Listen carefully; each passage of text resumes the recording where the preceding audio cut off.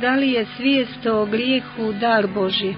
Pa sigurno da jeste. To je, svijest o grijehu je dar Božji i to je znak da je Bog obratio pažnju na nas, da nam je otvorio oči duhovne, da vidimo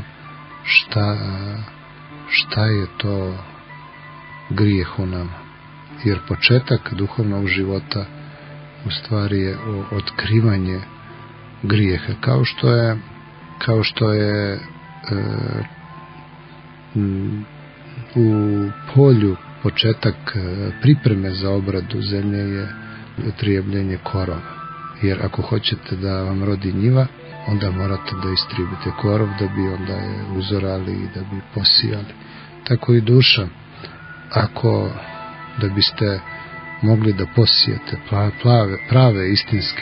pravo istinsko sjemenje, a posle toga ubrali prave istinske plodove pred Bogom, onda je potrebno da prvo oplijevite da oplijevimo korov u svojoj duši. A korov u našoj duši je naš grih. A da bismo znali, vi često kad vidite ljude koji nemaju oči da vide, vi ih pitate da li su nešto griješili, on kaže ne.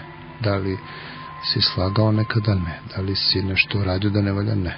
Sve je ne. Dakle, a zašto? Upravo zato što takav čovjek nije ušao nije mu Bog dao i otkrio njegove grijehe i nije mu dao oči da vidi dubinu svoje duše i da u svojoj duši nađe ono što je nečistota pred Bogom.